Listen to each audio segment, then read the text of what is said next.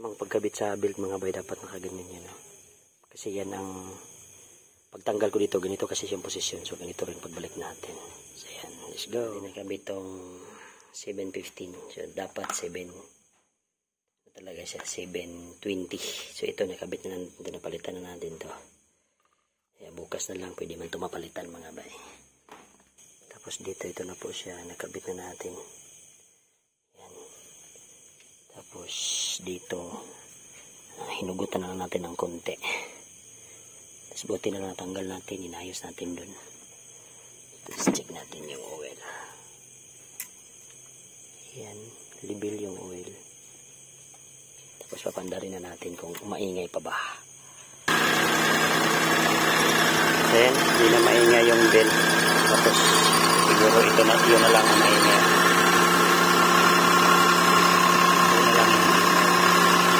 Hindi na umingay. Maganda na yung kalalabasan niya.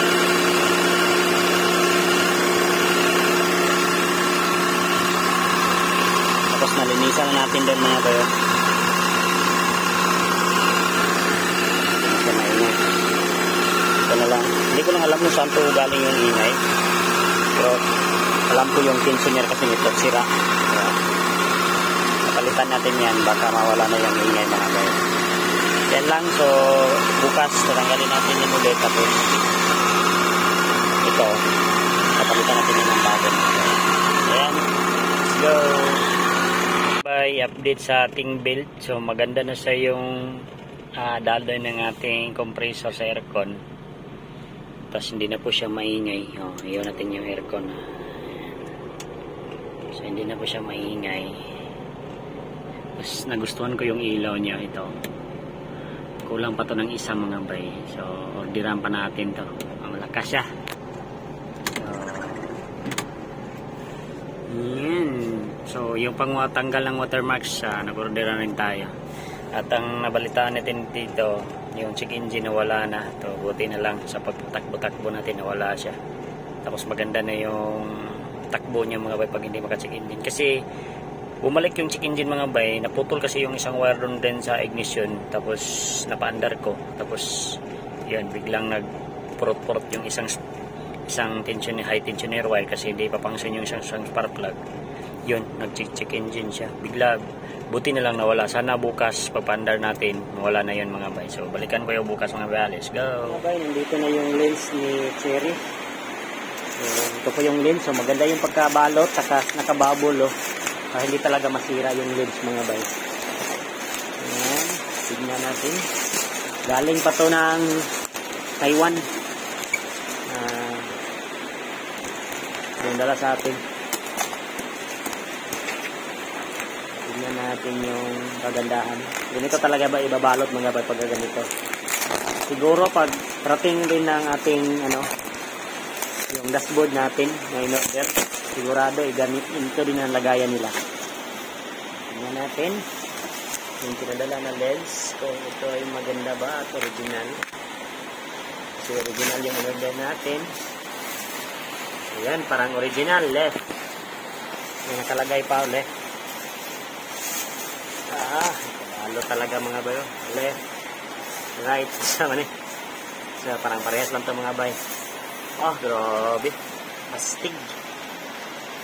Yan. So, may tag nakalagay 308, 308. Ang ating 308, manual, 311. Mga matic yan. Yan. Maganda na yung lens natin. Just na yung nakalagay dyan. Yun yung sabihin sa mga original. Excited tayo may lagay ito. Yung isa. Again. Maganda rin. Grabe yung bubble wrap. So, salamat sealer sa pag-order nito.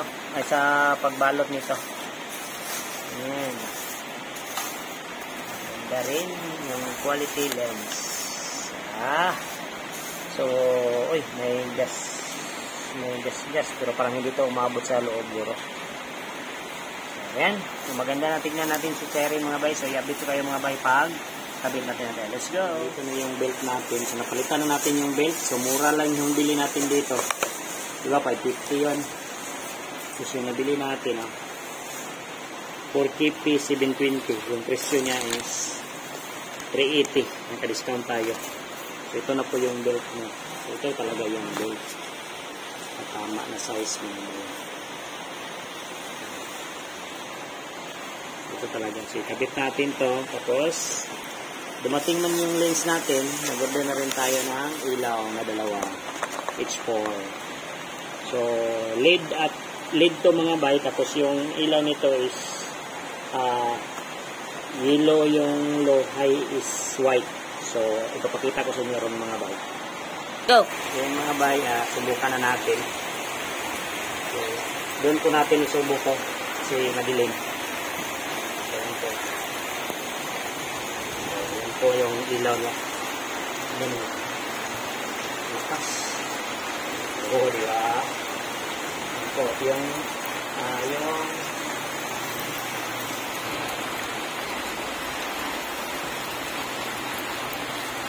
ito siya. So, ito yung white, oh. Ito yung white. Yan. Yan po ang white. Tapos, ito yung white, ito yung yellow. White, blue, yellow. White, blue, yellow. Yung isa din ito rin. Bukain din yung isa.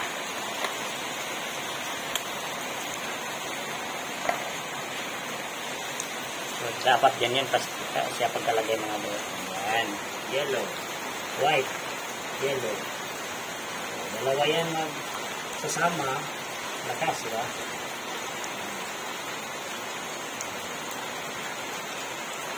So, ang ano lang talaga mga bay dito. May ano siya.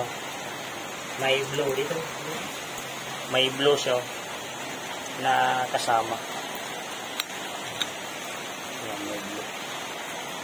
Kaya, gagawin lang natin. Ganito, naka-indicate mga bayo. Yung brand niya is Lumina Pro 35C watts, 13 5 volts dito, H4. Maganda sa mga bayo. So, ito siguro, babalutin na natin yung